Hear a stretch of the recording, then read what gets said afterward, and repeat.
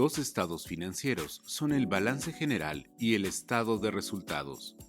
Básicamente, el balance general cuenta con los elementos denominados activo, pasivo y capital contable, en tanto que el estado de resultados cuenta con los elementos denominados ingresos, costos y gastos. Todos estos elementos incluyen una serie de cuentas que registran las operaciones financieras que una entidad económica lleva a cabo durante un periodo contable y que presentan la situación financiera a una fecha determinada y por un periodo definido. Una de estas cuentas son las de balance. Las cuentas de balance son la base para comprender la estructura financiera de una entidad económica, en virtud de que el balance general es, precisamente, el documento contable que contiene información correspondiente al resultado generado a través del estado de resultados, y en el cual se debe dar cumplimiento a la siguiente ecuación contable. El activo es igual a la suma del pasivo y el capital contable. Esta ecuación muestra los tres elementos del balance general: el activo, el pasivo y el capital contable. El activo representa los recursos de los que dispone la entidad económica, mientras que el pasivo y el capital contable representan las fuentes de esos recursos, siendo la fuente ajena el pasivo y la fuente propia el capital contable. A continuación, explicaremos cuáles son los elementos de la cuenta de balance. Dentro del capital contable se presenta el resultado obtenido por la entidad económica, lo que significa que, de manera implícita, incluye los elementos del estado de resultados, es decir, los ingresos, los costos y los gastos principalmente. Por tanto, para conocer la situación financiera y el resultado de las operaciones financieras, resulta necesario usar diversos conceptos que reflejan tanto los recursos como las fuentes de dichos recursos. Dentro del balance general existen diferentes tipos de cuentas, entre ellas de activo, de pasivo y de capital contable. En las cuentas de activo está la caja, al banco y al cliente. La caja representa el dinero que posee la entidad para realizar pagos menores e inmediatos. El banco representa el dinero que la entidad económica tiene en una institución financiera y del cual puede disponer también de forma inmediata, pero para realizar pagos, que requiere cumplir con determinadas formalidades. Y los clientes representan a las personas físicas o morales que le deben a la entidad económica por la compra de mercancías. En las cuentas de pasivo están los proveedores, acreedores, sueldos por pagar e impuestos por pagar. A saber, los proveedores son las personas físicas o morales a quienes la entidad económica les debe por haberle concedido crédito por la adquisición de mercancías propias de su giro. Los acreedores son las personas físicas o morales que concedieron crédito a la entidad económica por conceptos diferentes al giro de la entidad y que constituyen un pasivo para la misma.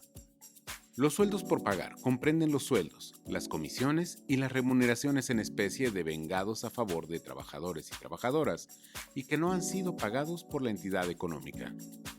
Mientras que los impuestos por pagar son los generados y devengados que están pendientes de pago, tal como el impuesto sobre la renta, el impuesto al valor agregado, el impuesto sobre nóminas y las cuotas al seguro social.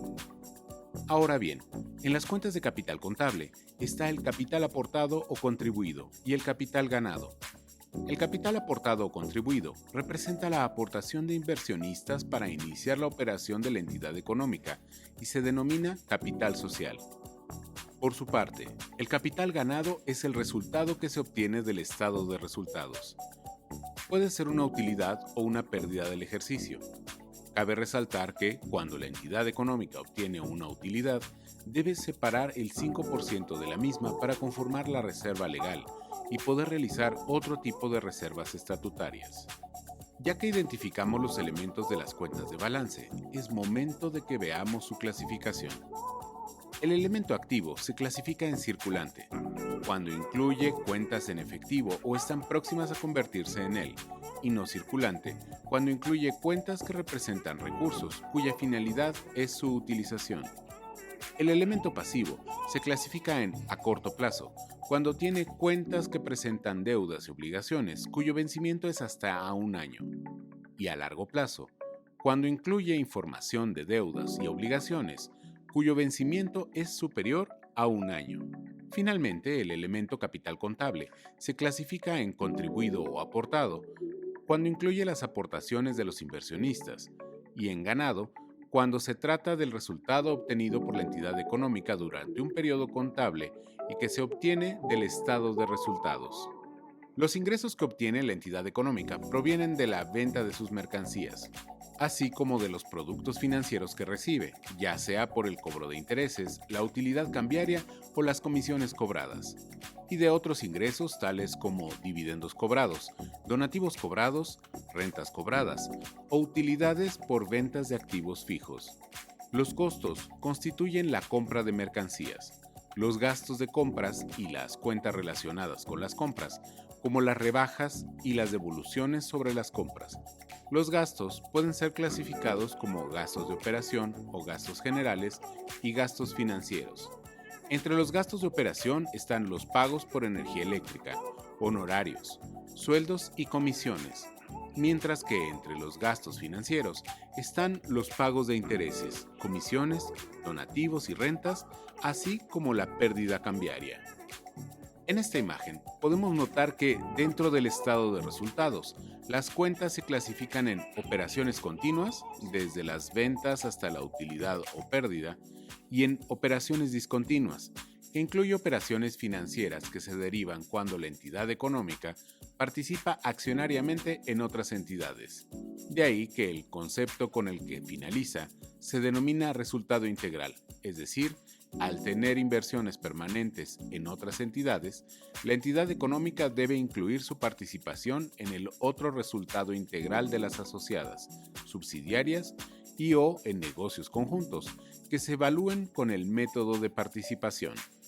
Ahora bien, para realizar los registros de las operaciones financieras, se utiliza el esquema de mayor o cuenta T, que simula al libro mayor. El lado izquierdo de la cuenta se denomina debe, en tanto que el lado derecho se denomina haber. Las cantidades que se anotan en el debe se nombran cargos y las cantidades que se anotan en el haber se nombran abonos. La suma de los cargos genera un movimiento deudor y la suma de los abonos un movimiento acreedor. La diferencia de estos movimientos representa el saldo de la cuenta. Si el movimiento deudor es superior al acreedor, el saldo será deudor. Y si el movimiento acreedor es superior al deudor, el saldo será acreedor. Las cuentas de activo incrementan con cargos y disminuyen con abonos, mientras que las cuentas de pasivo y capital contable aumentan con abonos y disminuyen con cargos, con lo cual se logra un equilibrio o balance. Las cuentas de ingresos disminuyen con cargos e incrementan con abonos, en tanto que las cuentas de costos y gastos disminuyen con abonos e incrementan con cargos, con lo cual, como en las cuentas de balance, se obtiene un equilibrio. Como pudimos ver, a través de un proceso de captación de operaciones, la contabilidad mide, clasifica, registra y resume con claridad las operaciones financieras, para lo cual requiere de un catálogo adecuado a la operación del negocio. Para registrar las operaciones en sistemas electrónicos de procesamiento de datos, es indispensable disponer del catálogo de cuentas codificado. El conjunto de cuentas que se manejan en una entidad económica se llama catálogo de cuentas. Un catálogo de cuentas debe tener un orden. Es preciso que las cuentas se agrupen de acuerdo al tipo de estado financiero al que corresponden, así como a su clasificación.